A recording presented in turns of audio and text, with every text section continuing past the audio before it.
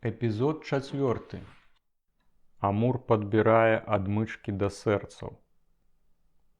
Ясь купаўся ў прыгодах. Грошай у яго было шмат. Ён элегантна апранаўся і вельмі клапаціўся пра свой знешні выгляд. Маруся Лобава, убачыўшы фанабэрыю хлопца, ліслівіла перад ім, жадаючы такім чынам затрымаць яго пры сабе. Хлопец не быў здольны кахаць фізічна адну жанчыну. Яго прыцягвалі ўсе фігурыстыя або чым-колечы адметныя дзяўчаты. Амаль у кожнай ён знаходзіў штосьці цікавае, што ўзбуджала яго ўяўленне. Маруся, вельмі дасведчаная эратычна, пачала карыстацца ўсё больш вышуканымі пяшчотамі, даходзячы нават да вычварэнняў. Лобава вырашыла завалодаць пачуццямі Яся і стаць яму неабходнай. Пасля мяне, пасля маіх пяшчот, кожная іншая жанчына будзе яму нуднай. Іх ролі памяняліся. Раней Маруся была смелая, любіла паказвацца аголенай, каб узбуджаць хлопца. А цяпер Ясь, ніяк не зважаючы на прысутнасць Марусі, хадзіў па пакоі галяком. Мыўся пры ёй, займаўся гімнастыкай. У вялікай ступені на гэта паўплывала Ясева ўсведамленне прыгажосці ўласнага цела. А разбудзіла і замацавала гэтае ўсведамленне ў ім сама Маруся. «Ты мой грэчаскі бог, жывы Амур. Ты павінен голым хадзіць па вуліцах», – казала Маруся. Яна паказвала яму рэпрадукцыі славутых скульптур і карцін. Аднойчы дала паглядзець вялікі французскі альбом мужчынскага ню. «Ты прыгажэйшы за іх усіх», – казала Лобава. «Тваё цела, твае рукі – гэта сама гармонія». І Ясь напаўняўся шчанячым гонарам і напраўду вяртаўся да Марусі, бо палюбіў яе захапленне сабою. А вось Лобава ўсё больш ашчадна карысталася аголенасцю, выключна настолькі, каб узбудзіць яго, калі лічыла гэта патрэбным. Яна разумела, што Ясь яе не кахае, але не хацела рабіцца для яго штодзённасцю. Яна з досведу ведала, што калі мужчына не кахае, то празмернае задавальненне яго эратычнай цікаўнасці вядзе да абыякавасці. З адносінаў з Лобавай Ясь шмат атрымаў. Маруся ў значнай ступені пашырыла яго веды пра жыццё і людзей. Хлопец быў вельмі цікаўны, а Маруся ахвотна і прыгожа расказвала. Лобава вучыла Яся, як густоўна апранацца. Вынайшла для яго адпаведны спосаб укладкі валасоў. Шмат і шчыра апавядала яму пра жанчын. Аднойчы, калі падчас пяшчот Маруся была занадта смелая, Ясь сказаў: «Мне гідка тое, што ты робіш, гэта павінна быць непрыемна і табе». Маруся адказала: «Маленькі мой, ведай, што ў табе няма нічога агіднага для мяне. Ці ж ты дагэтуль не зразумеў, што я цябе кахаю? Ці ж маці гідзіцца сваім дзіцём, якога любіць? Я ведаю, што ты мяне не кахаеш і што ты наогул не ўмееш кахаць. Каб навучыцца кахаць і каб пакахаць, трэба напраўду доўга жыць і шмат разоў расчаравацца. Няма юнацкага кахання, ёсць толькі юнацкая дурасць і мроі. Каханне – гэта тое, што я адчуваю да цябе цяпер. Я не зразумела гэтага адразу, толькі гулялася табой і апалілася. А як прыйшоў час, калі я захацела выкінуць цябе прэч з думак, то ўбачыла, што не магу. Ты мяне не разумееш, не кажы нічога. Я як маці, ведаю, што цябе выкрадзе ў мяне іншая жанчына ці жанчыны наогул. І годзе пра гэта. Толькі мне сумна, бо я цябе кахаю сапраўды». Ясь маўчаў. Тое, што сказала Маруся, раптам жахнула яго. Чамусьці яму было сорамна. Праз некаторы час ён зразумеў, чаму. Гэта ейныя пяшчоты, гэта ахвяра мне, бо яна мяне кахае. Але Ясь, не гледзячы на тое, што быў досыць чулы і добры, не мог знайсці ў сабе аніякіх цёплых пачуццяў да Марусі. Толькі стаў да яе больш ветлівы і далікатны. Маруся імгненна гэта заўважыла і аднойчы сумна сказала: «Мой мілы, ты перамяніўся для мяне ў лепшы бок. Гэта таму, што я тады не вытрымала. Сказала табе пра тое, што не павінна была казаць. Але ты пра тое не думай, мне хопіць таго, што адчуваю я. Гэта таксама шмат. Будь такі, як раней. Я хачу толькі, каб ты мне верыў, і хачу, каб табе было добра. Хачу быць тваёй чыстай радасцю і адпачынкам, без аніякага з твайго боку прымусу. Але гэты прымус ужо ўтварыўся. Марыся перастала існаваць для Ясі як інструмент дасягнення асалоды. Яна стала чалавекам. Аднойчы Ясь заўважыў, што справы Марусі ідуць усё горш. Яна згубіла некалькі урокаў французскай, бо прыйшла мода на нямецкую, а бібліятэку зачынілі. Пасля дзядзька Жардонь паклікаў Яся ў кут падворка і разгарнуў пачак, што трымаў пад пахай. Глядзі, якія аздобы! Ён паказаў Ясю некалькі пар прыгожых сарочак і майткоў. Галея наша графіня! Пакуль Ленін з Троцкім ёй на дапамогу прыйдуць, яна ўвесь свой міжножны інтэрвал спусціць. Гэта Лобавай? Тэкс, пані камісарыкі, ладкі для азадка. Фэстам жылі прадстаўнікі пралетарчыкаў. На Леніна маліліся, ды самі не ляніліся. Дзядзька Жардонь, блазнуючы, патрос майткамі. Выйду на плошчу, гэй, таварышы, яднайцеся пад гэтым штандартам, усім места хопіць. Дзядзька, не трэба так выдурняцца, сказаў Ясь раздражнённа. А што, смаркачыку? Здзівіўся дзядзька. Можа, і ты ўжо пад мелодыю інтэрнацыяналу Богу молішся, га? І зусім не малюся я, дзядзька, не столькі нагрышыў, колькі вы. Толькі вы мне слова сказаць не даяце. Ну, кажы давай. Я хачу гэтую бялізну у вас выкупіць. Каб нюхаць ці лізаць, га? А можа, ў рамкі паўстаўляеш, бо табе яна не падыдзе. Прарэхі няма. Вы, дзядзька, на старасці год зусім з глузду паехалі. Натуральна, бабскіх майтасаў ужо пад падушкай не трымаю. Я хачу яе купіць для сваёй дзяўчынкі, разумееце, дзядзька? І забудзьцеся пра таго Яся, што з вамі за бабамі ў лазні падглядваў. Гэта вам, дзядзька, ў самы раз. А я прыгожую бабу і ложку магу мець.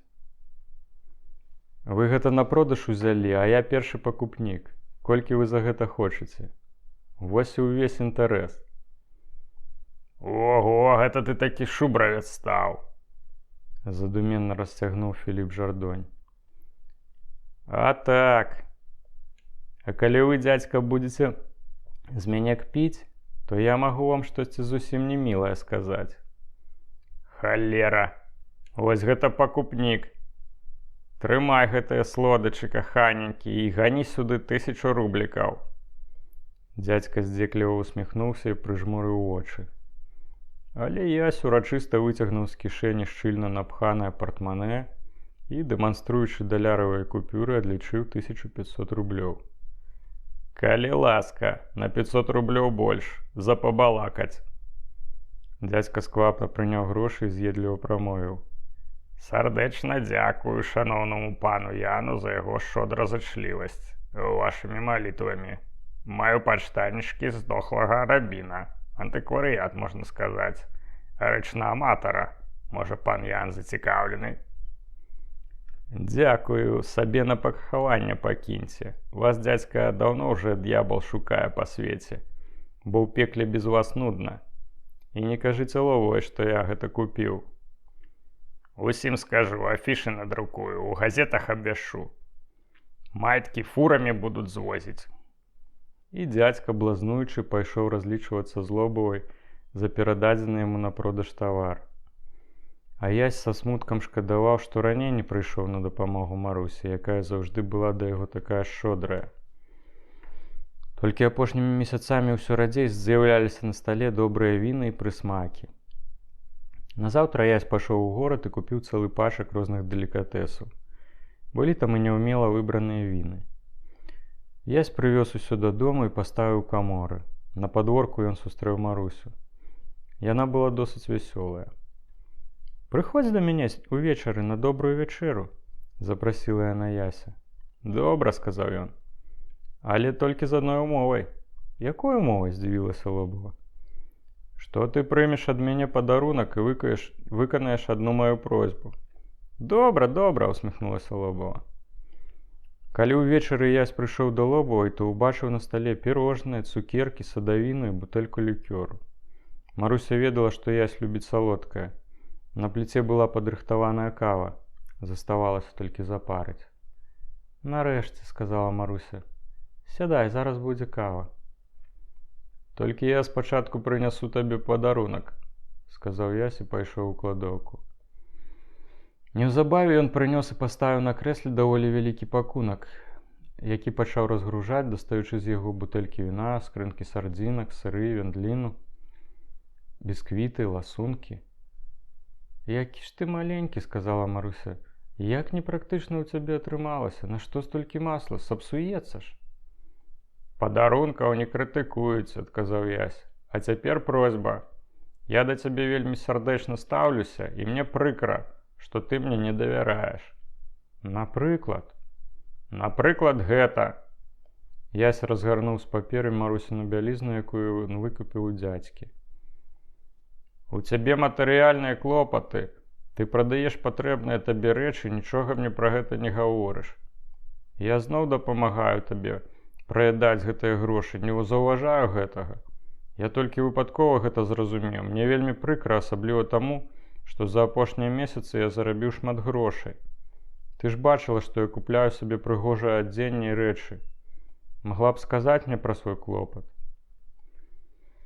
Але замест адказу Маруся расплакалася.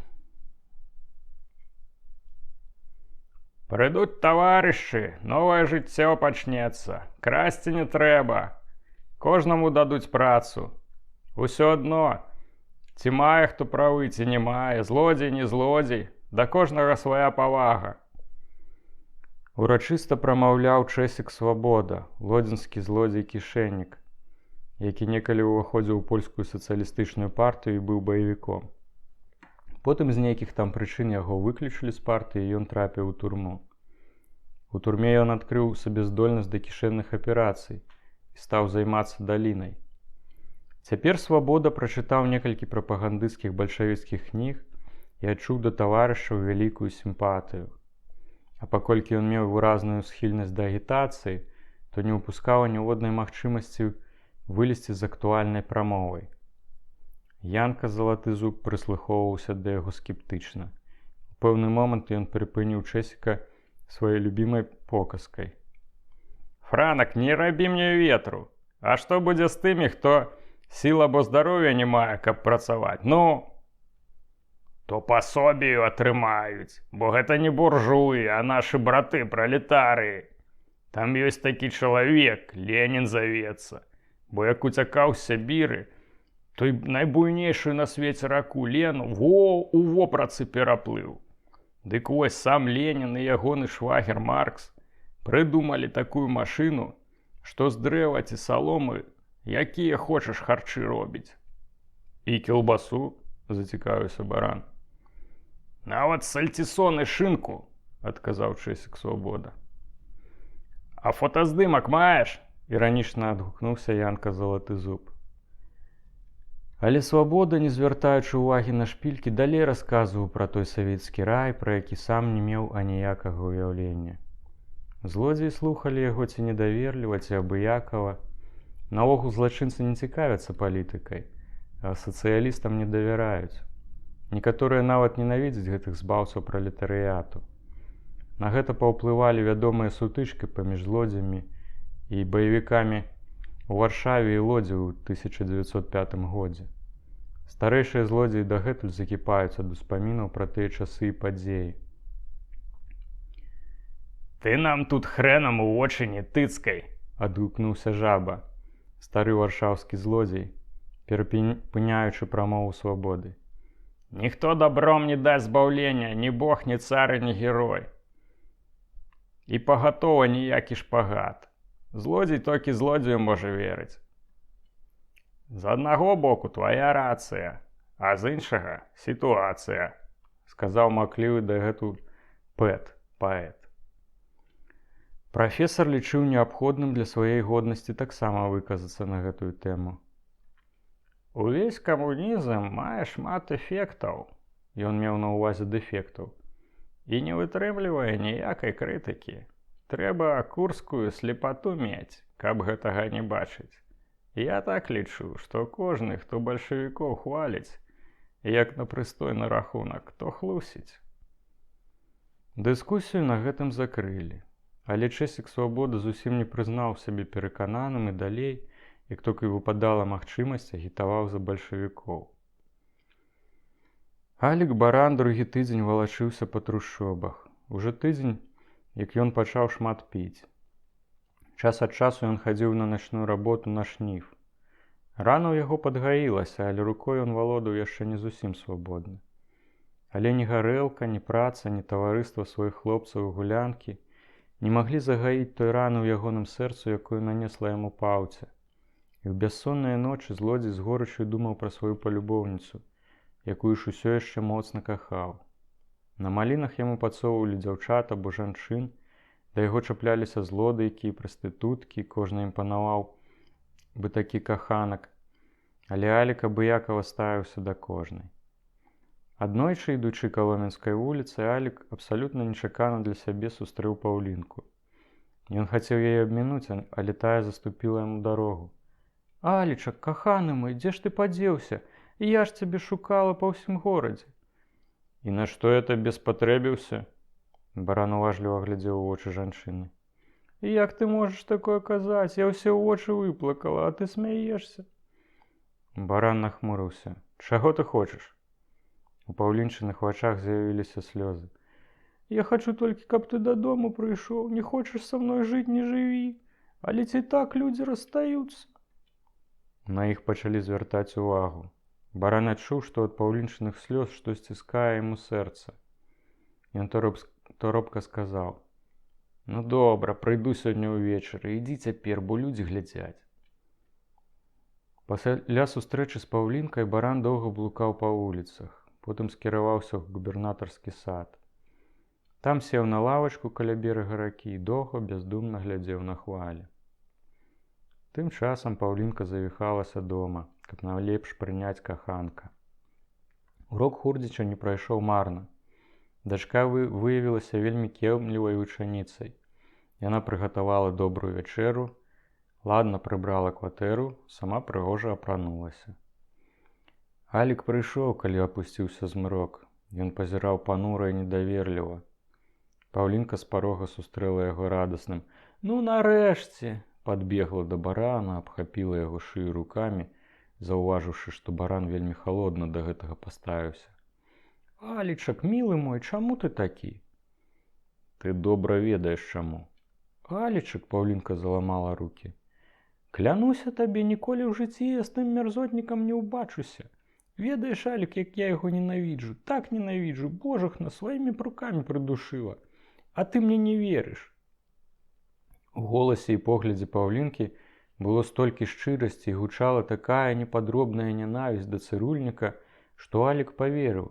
Хвіліну яшчэ ён маўчаў, а пасля паволі прамовіў: «Ну добра, пра тое я забудуся, хай ужо будзе, як было». Паўлінка кінулася Аліку на шыю. Баран яшчэ ніколі не бачыў Паўлінкі такой прыгожай і чароўнай. Яна проста ззяла радасцю. За вячэрай налівала Аліку кілішкі і сама піла, весела смеючыся. Абое ані словам не згадвалі пра той выпадак.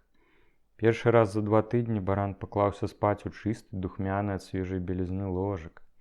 А неўзабаве і Паўлінка, вясёлая, крыху хмельная, праслізнула да яго пад коўдру. «Ведаеш, я сама так баялася, і мне было без цябе так сумна. Алічак, каханы». Алік адчуў сабе па-сапраўднаму шчаслівым. У ягонай душы яшчэ вірыліся нейкія цені, але і яны ў момант зніклі ад жарсных, гэтым разам ініцыяваных самой Паўлінкай шчодрых пяшчот.